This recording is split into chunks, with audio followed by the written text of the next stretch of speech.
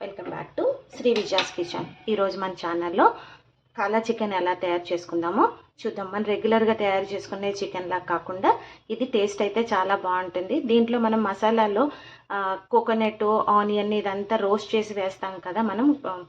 ఆ టేస్ట్ ఈ చికెన్కి పట్టి ఆ స్మోకీ స్మెల్తో చాలా బాగుంటుంది. మీరు కూడా తప్పకుండా ట్రై చేసి కామెంట్ బాక్స్లో మీ కామెంట్స్ చెప్పండి. ముందు 1/2 కిలో చికెన్ తీసుకున్నాము. దీన్ని మ్యాగ్నేట్ చేయడానికి మనకి కొత్తిమీర, అల్లం, వెల్లుల్లి, పచ్చిమిరపకాయలు కలిపి ఇలా ఫైన్ పేస్ట్ కింద తయారు చేసి పెట్టుకున్నాము. నెక్స్ట్ ఉప్పు, పసుపు, నిమ్మరసం ఈ ఫైన్ పేస్ట్ కింద చేసుకున్నాము కదా, దీన్ని దీంట్లో యాడ్ చేసేసి దీంట్లోనే 1 స్పూను నిమ్మరసం కూడా యాడ్ చేసి కొద్దిగా సాల్ట్ అలాగే పసుపు యాడ్ చేసి దీన్ని బాగా మిక్స్ చేసుకొని ఒక 1/2 అవర్ పక్కన పెట్టేసుకుందాం. స్టవ్ ఆన్ చేసి ప్యాన్ పెట్టుకున్న తర్వాత ముందుగా మ్యాగ్నేట్ చేసి పెట్టుకున్న చికెన్ని బాయిల్ చేసుకుందాం. దీంట్లో ఉన్న వాటర్ అంతా వచ్చేదాకా బాయిల్ చేసేసి పక్కన పెట్టుకుందాం.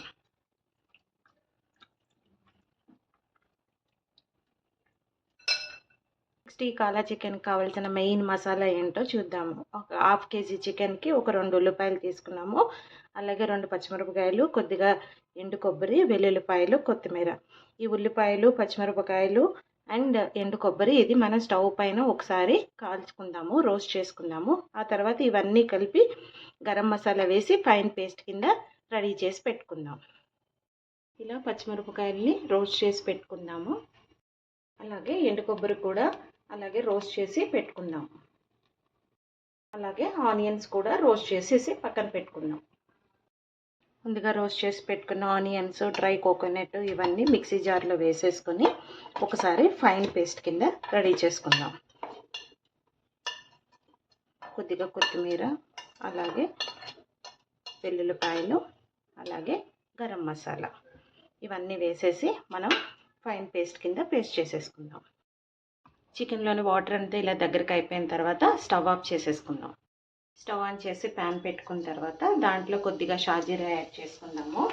అలాగే ముందుగా రెడీ చేసి పెట్టుకున్న ఈ chicken paste, masala paste add చేసేసుకుందాం.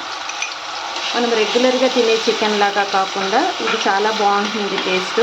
మనం ఆ కోకోనట్, ఆనియన్ ఇవన్నీ మనం రోస్ట్ చేసుకున్నాం కదా, ఆ స్మోకీ ఫ్లేవర్ కూడా చాలా బాగుంటుంది.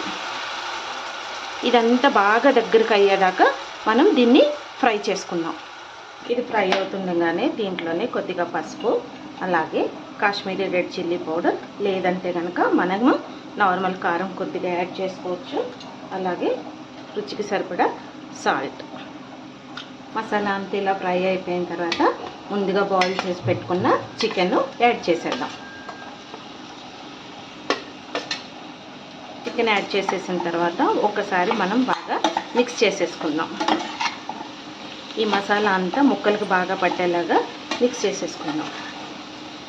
మిక్స్ చేసుకున్న తర్వాత స్టవ్ సిమ్లో పెట్టేసి ఒక 10 మినిట్స్ మూత పెట్టి అలాగే ఫ్రై అవనిద్దాం.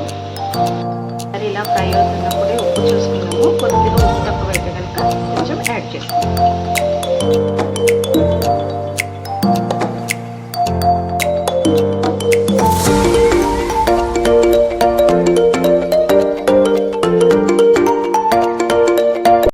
మనకి కాలా చికెన్ రైస్లోకి చాలా బాగుంటుంది, అలాగే చపాతీల్లో కూడా చాలా బాగుంటుంది.